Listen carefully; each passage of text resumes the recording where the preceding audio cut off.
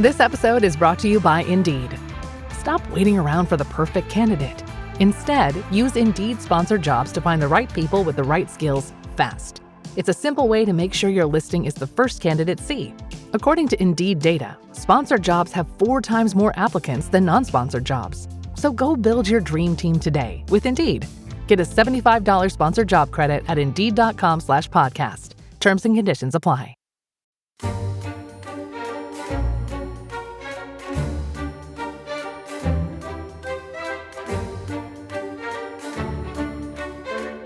I see.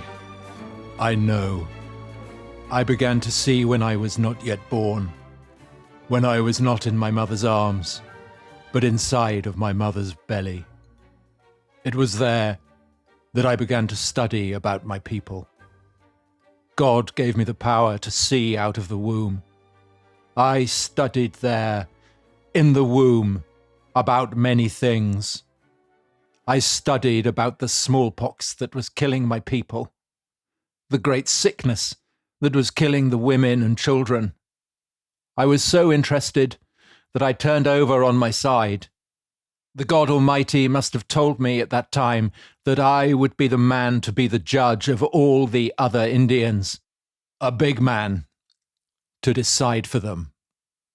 So that, Dominic, was the Lakota chieftain Sitting Bull, talking to a Chicago Times reporter in 1877, which is the year after the Little Bighorn, when he was probably one of the most famous people, not just in America, but maybe in the world. Yeah, that's right. And it's all, from our perspective, quite odd, isn't it? It's odd, Tom, yeah. Being given visions in the womb and things like that. Yes, absolutely it is. Captures the strangeness, I think, that has always surrounded the Sioux, Sitting Bull. And I guess to people from Britain, there's always this sense of, Tom, to use a Tom Hollandism, is it not a case of the weird? I think it is. And that, I guess, is also completely part of the fascination and charisma of not just Sitting Bull, but of the Lakota and the Indians generally, who, for Custer and people like him back in the late 19th century, were objects of fascination, but also seen as savages, as primitives. Yeah. And obviously that is a perspective that has changed quite radically over the past decades. It has, absolutely. So when I was growing up in the 70s, cowboy and Indian films were still on TV a lot. I had children's books. I can remember them. Ernest and the Wild West. There was the Ladybird book. The Ladybird book of Custer. Custer's Last Stand. Yeah. And those books freely use the term, which a lot of people now find very offensive, Red Indian, or indeed Redskins, like the Washington Redskins. But there was always a sense of, you call it the weird, that the divide between the world of the everyday mundanity and the supernatural was very thin with Native Americans. And that still hangs over them, right? There's sort of sense of, all the books about them are called things like The Earth is Weeping, The Earth is All That Lasts. Well, in the 90s, there was Sacred Spirit. Sacred Spirits, yeah. Which was kind of ambient music put to Native American chanting. Yes. And it kind of conveyed an idea of timeless wisdom. Yes. I suppose. A sense that Native Americans were guardians of the earth. All of that stuff is still very apparent. So if you go, last year I was traveling in the American Southwest, and in the shops and stuff, there's still a lot of, buy this lovely blanket, here's a CD of people chanting, here's some sort of incense that you can burn that will make you commune with the spirits. Sort of new agey, I guess, is the... Yeah. And the thing about being timeless, so as we will discuss in today's podcast, which is all about the Lakota, about Crazy Horse and Sitting Bull, their world is absolutely not timeless. Their world has changed enormously, and it's always changing the whole time, and nobody's in the right place. Everybody's customs have changed a lot in recent years.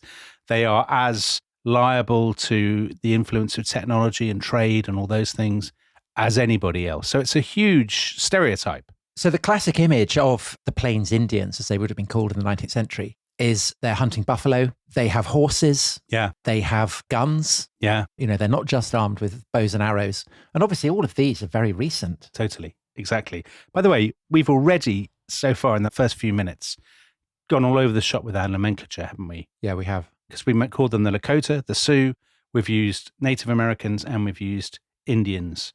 And obviously the one thing that they're not is, as it were, Indians from India, which is a label put on them by European settlers. But the complicating thing is that some natives now have reclaimed the word Indian and are very keen on it. And some absolutely loathe it. So whatever we do, Tom, well, we're going to be offending somebody. Well, I think it also reflects the fact that no matter the, Dee Brown, Bury My Heart at Wounded Knee, and all the attempts to see how the West was won as being how the West was lost, it remains the fact that it is a Western, white, American historiographical tradition that frames this story. Totally is. And it's really, really difficult to get back into the mindset of a people whose traditions and way of life are utterly devastated over the course of the period that we are describing. So much so that you don't even appreciate often the entirety of what has been lost. And that sense of the strangeness, of the weirdness, of course, it's only strange and weird to us. Yeah, absolutely. It's not to them. No, you're absolutely right. Even that quotation that we began with, by the way. Yeah, because he's giving it to a newspaperman.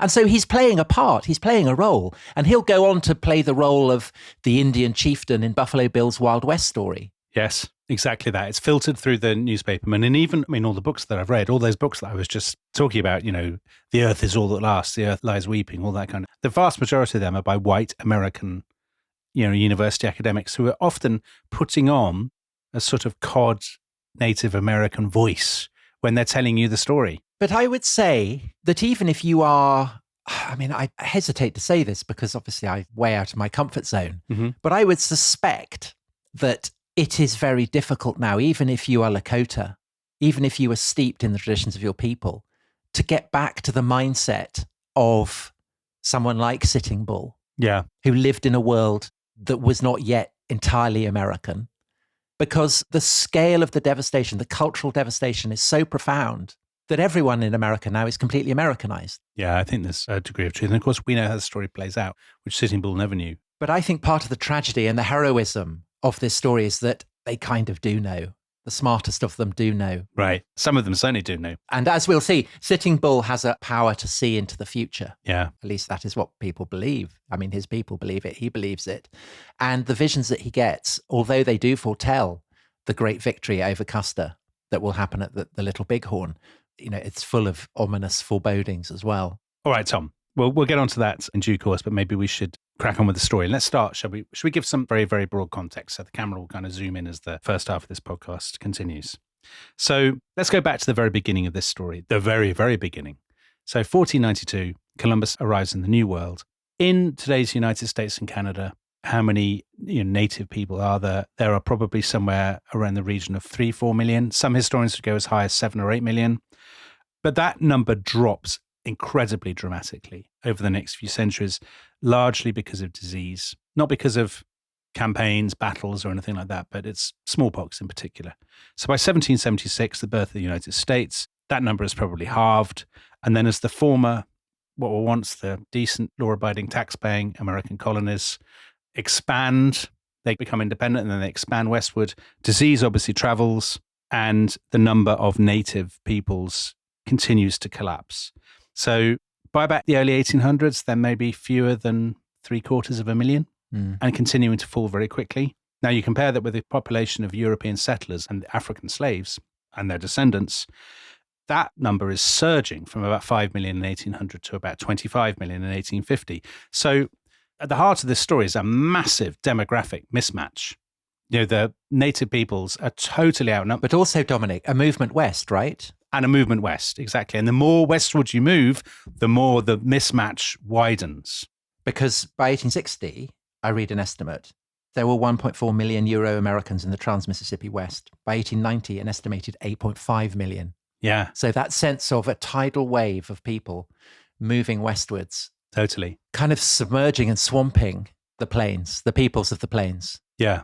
The sense of it being like an unstoppable natural phenomenon almost, although of course it isn't.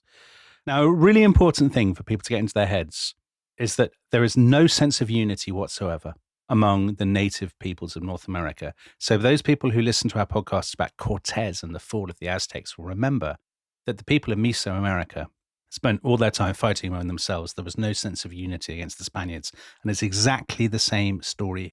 They don't think of themselves as Indians. They don't think of themselves as part of a common ethnicity, because in their mind, they're not. They're not at all. They're big rivals. If you're a Pawnee or something, your big rivals are the people over the next hill that you're fighting for hunting grounds with, not the white settlers far away on the coast. But don't you think, I mean, I entirely accept that, but that by the 1860s or 1870s, there is a sense on the part of the various peoples who are living in the Great Plains who are not white, that the white settlers are a kind of quantum difference. I think possibly by that stage, yes. And certainly among some of the more far-sighted leaders, so we'll come to a guy called Red Cloud later, there are people who say, listen, hey, these white people, they're not just another variable. Yeah. They're not like us. They're not another tribe. They're a transformative factor. Although against that, I mean, one of the really noticeable things of this story is how readily various Native American peoples are willing to side with the Americans to do down their rivals. Yeah, massively important, Tom. So wherever the American cavalry are going, or American infantry, they're being guided by Native American guides. Absolutely. We talked in the last episode about Osage scouts at the Wichita River massacre.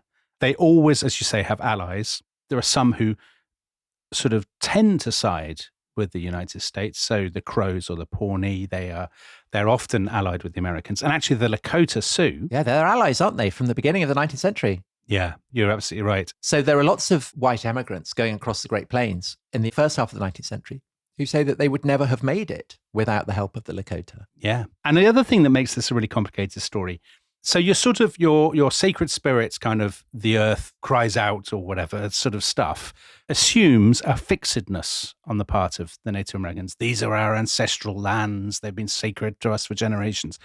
That is all tosh. Everybody is a migrant. So all of these people are settlers and conquerors. They have all moved around. We talked about the Cheyenne last time, having moved from the woods of Minnesota. That's exactly the same story with the Lakota. So it's really important to remember the kind of fluidity of the scene, that the Great Plains are this great expanse where people are moving around and they're fighting and nobody's is stuck in the same place. And stealing each other's land. Everybody's a conqueror. War is the way. Okay, so 1776, when the new United States is born, how does it propose to deal with all of these peoples to the west? The answer is at first they sign lots of treaties. And then they break them. Yeah, if you go to the Museum of the American Indian in Washington, there's a huge exhibition about treaties, all of which they end up breaking, sometimes willfully, but also sometimes because, frankly, the treaty proves outdated, because a huge wave of settlers arrives and the federal government make a very sort of feeble and half-hearted attempt to restrain them, and it ends up completely futile. I mean, that was a huge part of the American War of Independence, wasn't it? It was. They didn't want to be restrained. The British were trying to uphold treaty that said you can't go so far. Yeah. And the American settlers just kept ignoring it. Then in the sort of, let's say the 1830s or so, there's a change of tack. Associated very much with President Andrew Jackson, there's a policy of what is called, very euphemistically, removal. We might call it actually ethnic cleansing. So this is to take tribes like the Choctaws, the Chickasaws, the Creeks, the Cherokees, the Seminoles, and to physically move them hundreds of miles to the west of the Mississippi, get them all out of the area east of the Mississippi. If we basically dump 300,000 natives west of the Mississippi, then all the rest of the land will be for us. And at the time, people say, well, this will work in the long run, because actually, why would we even want to go to the Great Plains? There's nothing there. There's no point. It's not suitable for human settlement. So they talk of a permanent Indian frontier, this chain of forts that goes from Minnesota to Louisiana. And they say, everything to the west of that, let them have it. We don't care. But obviously, almost straight away, that collapses because, first of all, people want to build trails to get to Oregon and California and so on. The Bozeman Trail. I think that's my top trail. Yeah, the Bozeman Trail we'll come to. It's your favorite trail. Yeah. And then, of course, you get the gold rushes. So 1848, in the middle of the Mexican-American War, when the United States is going to acquire a lot of territory, gold is discovered in California. You get mass migration. So at this point, people are setting off in stagecoaches and wagon trains and all these kinds of things. And of course, later on, there will be railroads going across the Great Plains. And so at that point, the Great Plains is suddenly back on the table. The native people don't want all these people coming through their lands to get to the gold of California. So by the time that George Armstrong Custer is growing up, which is the 1840s, the focus has moved from the East Coast very much to the plains. And as we said, the plains is this vast landscape of constant warfare and conquest and battles for hunting grounds. The culture of the peoples there has been transformed by the arrival of the horse. So Theo was very keen that in the last episode that we point out that it was Europeans who brought the horse to America. Although, of course, originally the horse was American. I know, isn't that weird? So what happened to the horses in the meantime, Tom? They went extinct. And then they returned. Yeah. The return of the horse. The return of the horse. Anyway, the horse returned. And so then you get the rise of big-scale buffalo hunting. So that wouldn't have been possible without horses. No. And so the habit of buffalo hunting changes because in the 18th century, it's still very much a habit of chasing buffalo over cliffs. Yeah. But by the 19th century, they can gallop along, use their guns. Yes. So they are killing buffalo in the way that Europeans will. The difference, obviously, is one of massive, massive scale. Yeah, of course. But they are, later on when the European demand, or the sort of the capitalist demand, should we say, for leather goes off the charts, not least because people want it for conveyor belts and factories, then it's often Plains Indians who do a lot of the killing. They are actually integrated within the kind of trading structure. Although, Tom, I have to say there are some absolutely terrible stories about white settlers kind of... Oh, it's horrendous. It's horrendous. The train would kind of rattle along the plains. People would be leaning out of the window, just taking random pot shots at passing buffalo. Yes, the guns get so hot that they can't hold them anymore. Yeah. The scale of the slaughter is horrendous. Yes. Up there with the passenger pigeon as one of the great tragedies of mass extinction in North America. Yeah. You feel these things, don't you, very keenly? Very, very keenly. Can you imagine seeing buffalo herds surging over the plains? I went to Yellowstone purely so that I could see buffalo in the wild. And when I say wild, I use the term loosely. Yeah. Did you? Yeah, I did. Oh, that's nice. Well, anyway, we'll crack on with the story. I don't want it to generate into maudlin holiday reminiscences. Anyway, again, a point worth emphasizing. Peter Cousins does this brilliantly in his book, The Earth Lies Weeping. He says, the grand irony of the Great Plains is that none of the tribes with which the army would clash were native to the lands they claimed. This cannot be overemphasized. The wars that were to come between the Indians and the government of the Great Plains, the seat of the longest and bloodiest struggles, represented a clash of emigrant peoples. A way of life was lost, but it had not been one of long duration. So that's quite surprising because we don't think of it that way. We're conditioned, aren't we, to think of it as a clash between sort of industrial modernity and a timeless, unchanging way of life. Yeah, that couldn't be less true. And it's changed both because, let's focus in on the people called the Sioux now. Yes. But it's changed because they are migrants. They have moved from the east to the west. But also, as we're saying, they have horses and guns and they are using them in a way that they simply wouldn't have done before because previously they were kind of hanging out in forests. They were. Everything about them is very complicated, even the name. So the name is wrong, isn't it? The name comes from... It's kind of French, isn't it? It's come French, and the French heard it from some people called the Ojibwa. Who hated them. And called them the snakes. It basically means the snakes, the bad guys. The bad guys, yeah. And actually, it's the Sioux. We'll still use the word, because some Sioux have reclaimed the word and say they do want to use it. So it's kind of contested and stuff. They are the people who wear the eagle feather headdress that is identified with Native Americans. Yeah. They are the sort of paradigmatic, stereotypical Native Americans. They are. So Guy Gibbon, who wrote a brilliant history of the Sioux, for most people in the world, the very symbol of Indianness is the Sioux eagle feather headdress. Even other Indian people throughout North America wear some version of this headdress at powwows as a symbol of Indian unity. So what that implies is that the Western sense of the Sioux as the archetype of Native Americans is one that other Native Americans have kind of adopted for cultural reasons. Yeah, isn't that weird? Which is kind of example of how complex the story is. Yeah, it is complex. So as you were saying, they're kind of not in, as it were, in inverted commas, the right place. By the way, for people who remember the Aztec podcast, that was true of the Mexica as well, wasn't it? Yeah, well, they'd migrated southwards, hadn't they? They had migrated southwards. So they had originally been in sort of Minnesota and northern Wisconsin, so not that far from the Great Lakes on the border with Canada, although, that would have been a meaningless description to them then. And then they've moved south and they've divided into three groups, the Dakota, the Nakota, and the Lakota. Well, it's all the same word, isn't it? It's just kind of linguistic variants, it's dialect. It's just dialects, isn't it? And the Lakota are the most famous. So they're the biggest group and they move towards the place called the Dakotas and also Montana and Wyoming.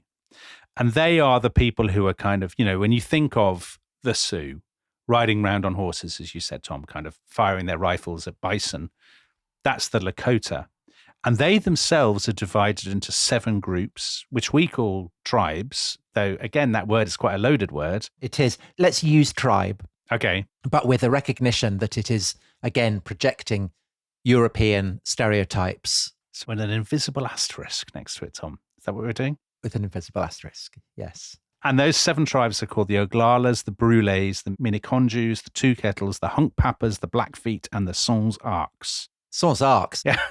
That doesn't sound French in any way. Or indeed the Brûlé. The Brûlé, yeah. I mean, again, everything is kind of filtered through the white people's descriptions. Well, so Oglala, yeah, and Crazy Horse is Oglala. It was spelt in some American documents O''Galala, and there was talk that perhaps they were of Irish extraction. I saw that. Although, interestingly, yeah, Custer thought that they were Israelites. Custer, bonkers. In the beginning of My Life on the Plains, he has this kind of mad riff where he talks about how the native peoples of America are clearly Israelites. You can't go anywhere in the 19th century, can you? I know. Without some fool telling you that the people you've met are actually the lost tribe of Israel or something like that. Yeah, well, that's what he thought. So the Lakotas they're not, a top-down nation state by any stretch of the imagination. They don't have a kind of central authority.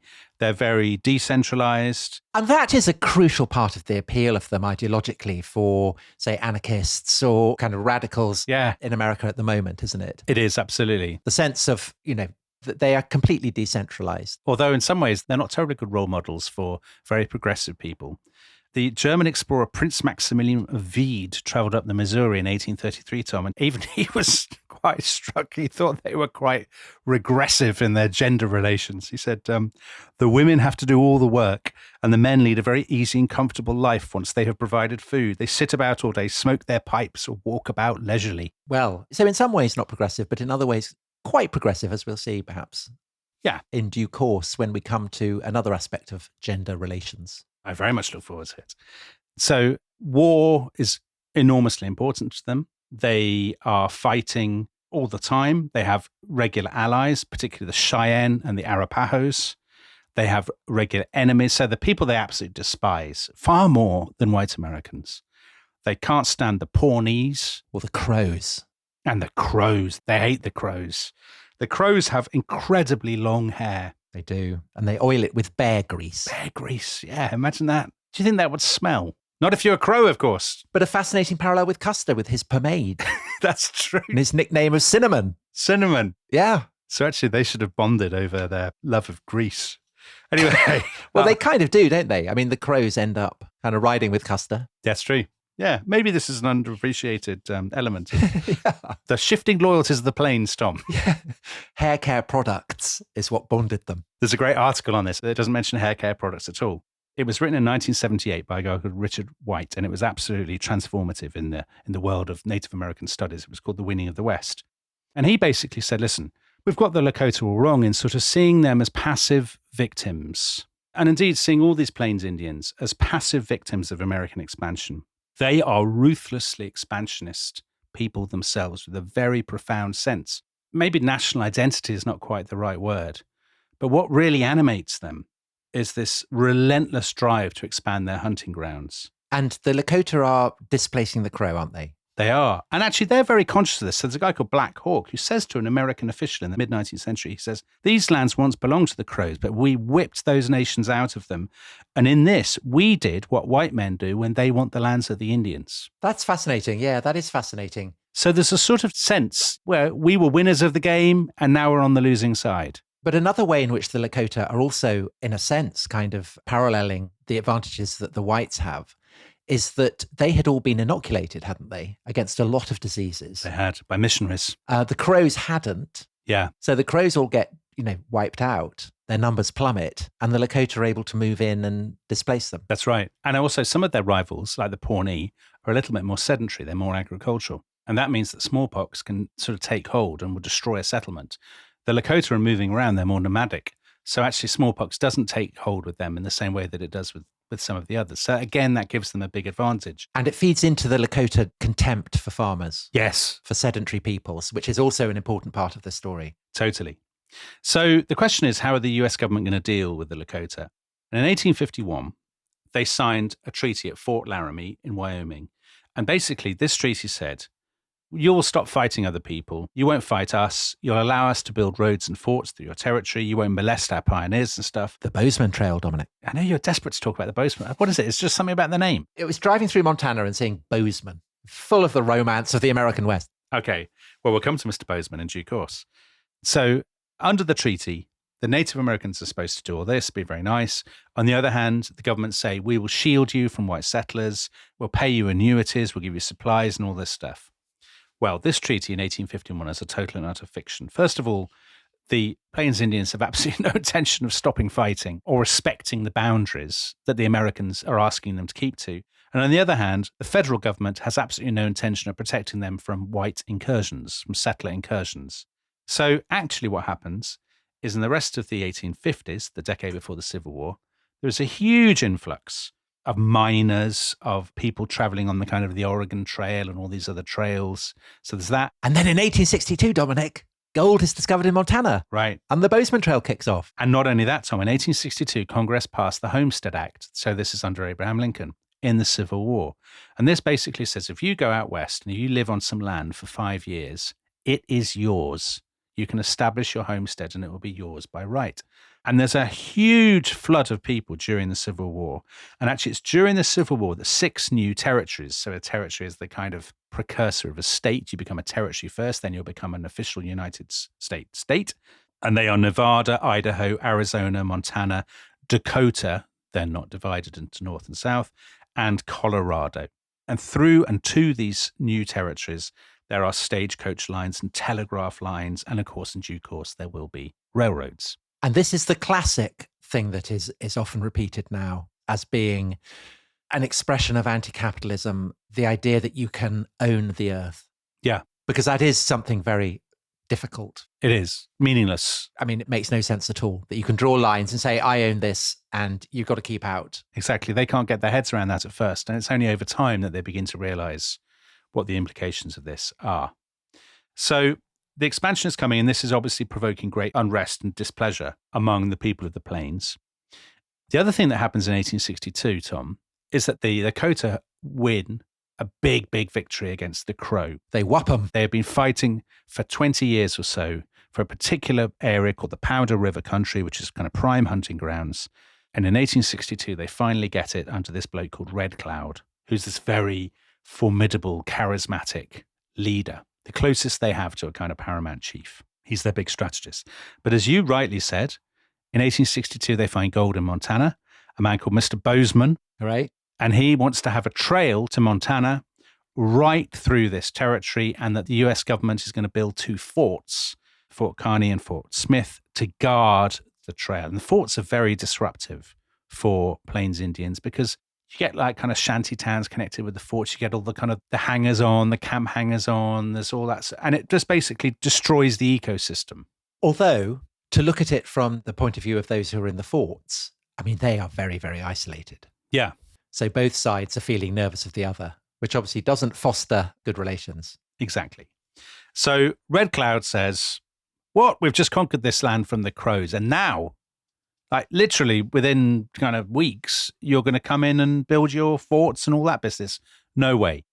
And he becomes the figurehead for, I'm not going to use the word uprising because I think it's too loaded.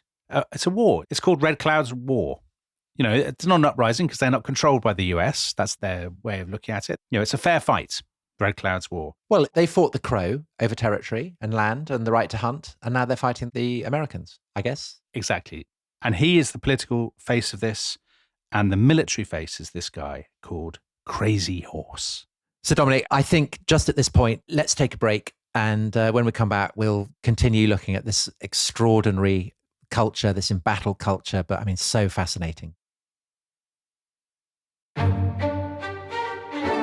This episode is brought to you by Rocket Money. Tom, we often talk about how to organize our finances. I'm very conscious that I'm paying for a lot of mad subscriptions. And there's one thing that we've talked about often on this show. It's the thing that we probably hate more than any other, and it's a hidden fee. I would love to get my finances under control. There are all these things piling up on our bank statements, and I think I need to fix this problem. I need to sort this out and to stop this. I mean, my finances are so chaotic that I need this app. So I'll tell you what it is. It's called Rocket Money. It's a personal finance app. that helps find and cancel your unwanted subscriptions. It monitors your spending and it helps to lower your bills so that you can grow your savings. With Rocket Money, you can track all of your subscriptions and you can easily cancel within the app with just a few taps, saving you time, avoiding charges. And you can also set budgets and goals and get personalized insights and regular reports to track how you're doing. They will even send you real-time alerts for large transactions, upcoming bills, refunds, and even low balances. So let Rocket Money help you reach your financial goals faster. Join at rocketmoney.com/ishistory. That's rocketmoney.com/ishistory. rocketmoney.com/ishistory.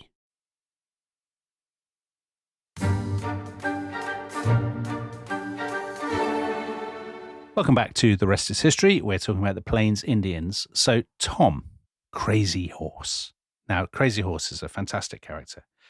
Crazy Horse was probably born in about 1840, and his name wasn't Crazy Horse at first, was it? It was Curly. No, but even before that, it was Among the Trees. Well, this is the difficult thing, isn't it, about following the lives of Native American heroes, is that their names are constantly changing. But also, so with Crazy Horse, everything that we will say now is sort of, I was about to say probably untrue.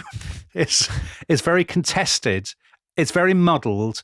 Everything is filtered through, white newspapermen, people who are giving interviews telling white audiences what they want to hear, folk tales, legends, all that stuff. But it's also an understanding, as you said earlier, that the boundaries between what white Americans would see as the natural and supernatural, a consequence of their kind of Christian framing of the universe, is not something that is a part of the mental furniture of the Lakota.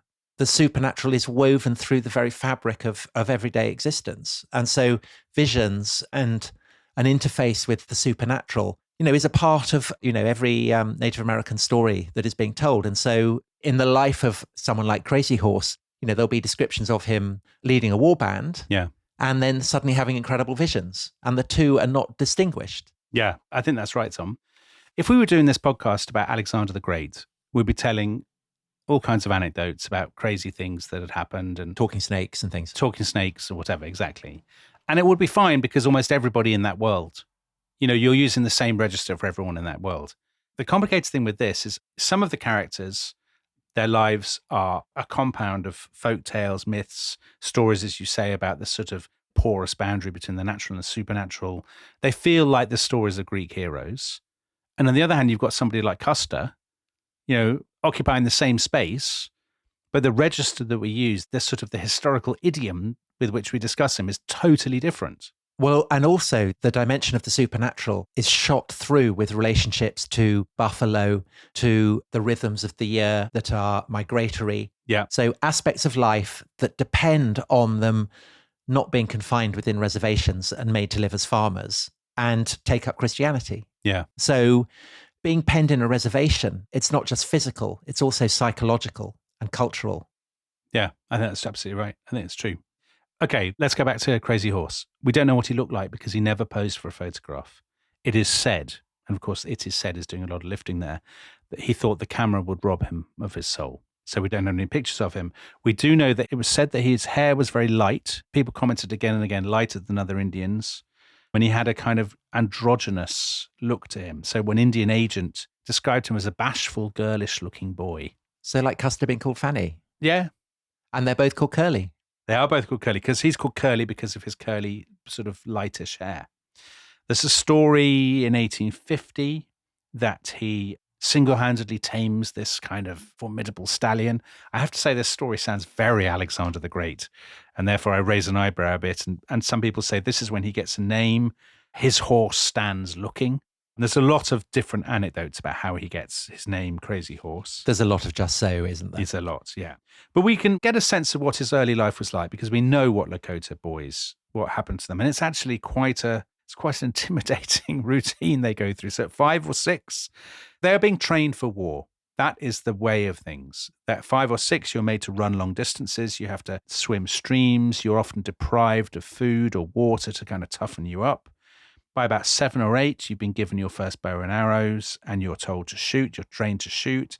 You're trained to ride. You would take part in your first raid when you're about 14 or 15. You would be expected by the time you're 18 to have stolen a horse, to probably have taken a scalp.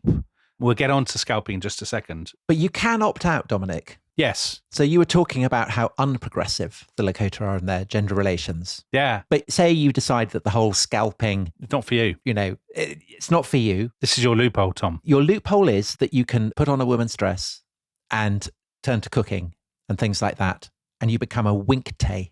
A winkte. Which apparently it's a kind of contraction of a Lakota word, basically meaning a male who wants to be female. So a sort of Lakota Gordon Ramsay would have been a winkte.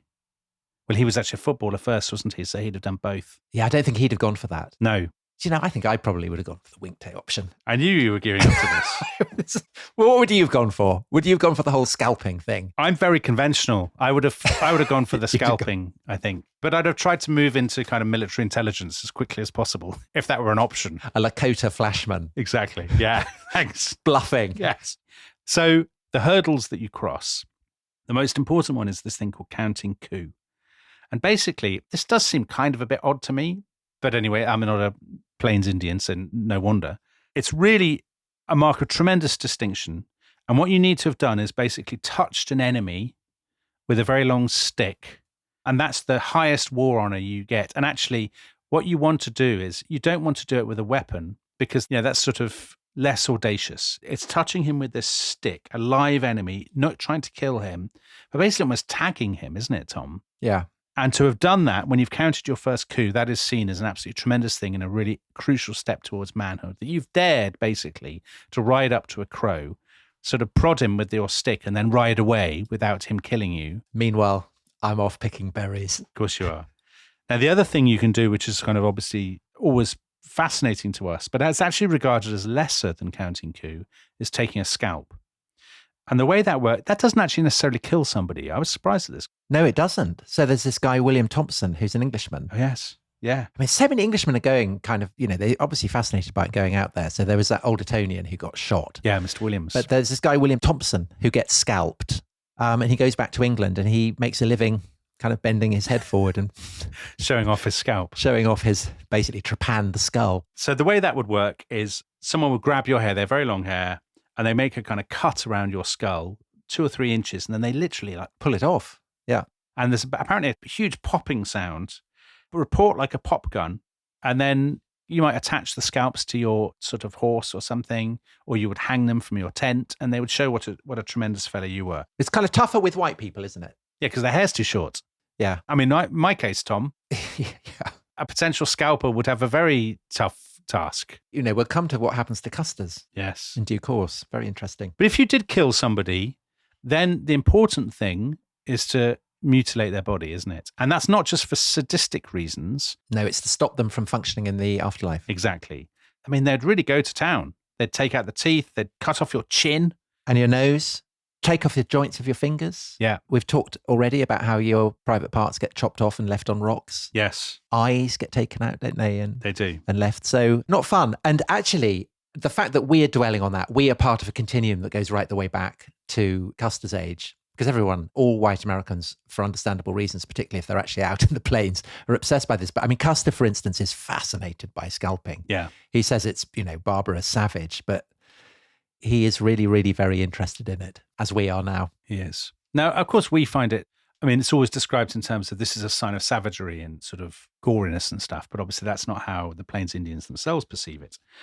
So let's put it this way, Tom. I think to us, people with our kind of lazy decadence, it seems like a very demanding lifestyle. Definitely. But I imagine quite fun if you've been kind of raised and you're good at the whole taking scalps and tapping people with sticks and things. Yeah, if you're good at it. Exactly. Very exciting. Oh, it's definitely exciting. And I think the fact it's fun and exciting is a massive, massive part of it. Do you know what? It is a massive part of it because this explains why younger men in particular are very reluctant to accept a new life on the reservations. Because they say, hold on, the older men are happy to accept the new life on the reservations because they've had their fun and they've proved their manhood. We are being denied our chance to have adventures. But I think it's more than just wanting to prove their manhood. I think it's the fact that it's kind of physically exhilarating. It's a bit like people who object to having fox hunting banned. who are growing up. Yeah. People want the chance to break their neck because without the chance of breaking the neck, the excitement is, it's not my kind of bag, but I can understand that. Yeah. And I think that is a crucial part of why they don't want to give it up. They enjoy it. No. And Crazy Horse certainly enjoys it. So there are all stories told about him when he's in his teens, seeing off grizzly bears, fighting Arapahos, fighting crows and things. And this is what gives him his name, Crazy Horse. Because his dad's called Crazy Horse, isn't he? That's right. And his dad at one point says, basically, I'm no longer Crazy Horse. I give the name to you. This is quite common. Now, the other thing that people say about him is he's not just brave, but they say he has medicine. Now, this is such a mistranslation. We talk about a medicine man. I know, it sounds like a GP. It does. It sounds like they're walking around with painkillers. Yeah. Your medicine is much more than that. It is a kind of... The Force. It is a force, and it has an element of the... Did you read Harry Potter to your children? You probably didn't, did you? No. They have a thing called a Patronus, which is like a spirit animal. Oh, as in like Philip Pullman? Kind of, a bit like that. Yeah, a little bit like that. So there's an element of that with these chaps. So they would have a vision and a creature might appear to you and that becomes your medicine and you will emulate your helper. So it might be an eagle and you have the swiftness of an eagle, or it might be the cunning of a fox, and you would paint that symbol on your shield. What do you think you'd have? Deep down, I know it's a dog. There's no way of getting away from this. What would you have, Tom? Oh, a velociraptor. A velociraptor? That's mean you wouldn't be allowed that. Why not? They'd say you can have a bird of some kind, maybe. Okay, so the same period, this is when paleontologists are going out. Oh, come on. We can't allow this to spy. So one of them will become big friends with Red Cloud. Right. Okay. Othniel Charles Marsh, and he'll become a big ally of Red Cloud in Washington. Is that so? Yeah, well, we'll come to that. Okay. I think you'd have like a sparrow or something. Yeah, a meerkat. Right. Anyway, the vision that you have is a massively serious thing and actually has been greatly traduced by the kind of new agey way of talking about this. You would go for days without food and water. You would sit on a mountaintop or something. Well, it's shamanistic, isn't it? It is. There's a guy, John Fire at Lakota. He said, it hits you sharp and clear like an electric shock. You're wide awake. Suddenly there's a person standing next to you who you know can't be there at all. You're not dreaming, though. Your eyes are open. People would be desperate to have visions, and they would, if they didn't have them, they would actually have to pay a medicine man for his medicine, for his supernatural powers. Crazy Horse undoubtedly has them. He has visions of thunderstorms, of being struck by lightning. There's a very famous vision he has where the wind blows grass into his hair. And then he has this vision when he knows that he has been given the role of fighting for his people. And from that point onwards, he always wears straws of grass in his hair. But he also has this famous one, doesn't he, of a man on a horse rising out of a lake. It's right. Yeah, he does. Who says to him, you must never wear a war bonnet. So he never does. And that's really unusual. So basically he rides, apart from his pants and his moccasins, he rides naked, doesn't he? He does indeed. He's also told he can't be killed by a bullet. You will die by being stabbed, but you cannot be shot. The trouble is, Tom, with all these stories, we've had them obviously very much at third hand by people telling scouts, Indians, telling newspaper interviewers in later life kind of what they wanted to hear. So perhaps there's some degree of taking all of them with a pinch of salt. I think that's less true with Crazy Horse than with Sitting Bull. I think Sitting Bull definitely plays to the gallery. I think that most of them do. So, the thing about the photograph, Sitting Bull and Red Cloud both allow themselves to be photographed, both kind of looking as American photographers expect a Sioux chieftain to look like. Yeah. But also, Red Cloud kind of pops up wearing top hats and things. Crazy Horse doesn't. No. Because I think one of the reasons why he's such a charismatic figure and why he's maintained his allure into the present day is that he seems to have had a kind of integrity. He seems to have had a kind of instinctive sense that he doesn't want to compromise with his truth. I totally agree, Tom. And so I suspect that the stories that he tells, true again is a kind of loaded word, but I don't think he's shaping them to the expectations of his white listeners. I suspect that they are likelier to be truer than, say, Sitting Bull's. So all the stuff about how he paints kind of white hail spots on his body, doesn't he? And a lightning bolt down his cheek, kind of quite Harry Potter. And he ties brown pebbles behind one ear and all this kind of, he has very kind of distinctive rituals. I suspect that must be true, both because it would have come from him, but also because so many people would have seen him. It would have been his branding. Well, he has a branding. He has a very strong, as you say, sense of his own. I think integrity is the right word. He's a loner. He doesn't join in with the rituals very much. He doesn't join in with councils. He doesn't even join in with the sun dance, the annual big religious ritual. He's a man who walks alone. But on one point, everybody agrees. Crazy Horse is by far the outstanding warrior. He's the bravest. He's the most intrepid. He is also a brilliant tactician. And so when Red Cloud's War starts in the mid-1860s, this is the moment when the Lakota are finally going to stand up to the incursions of all the kind of white settlers, to the US Army and so on. When that fighting breaks out, it's Red Cloud who is the kind of political face of it, but it is Crazy Horse who is going to be the kind of the military face, the sort of standard bearer of resistance in the field. And I think that, again, this is the parallel with Custer. You know, they've shared a boyhood nickname, Curly, but there are also obvious parallels that Crazy Horse has won fame very young, as Custer has done. And clearly, Crazy Horse has Custer's ability to spot an opportunity, to strike hard, kind of Alexander the Great style. And like Custer, he is completely fearless. Yeah. But I think there is a difference.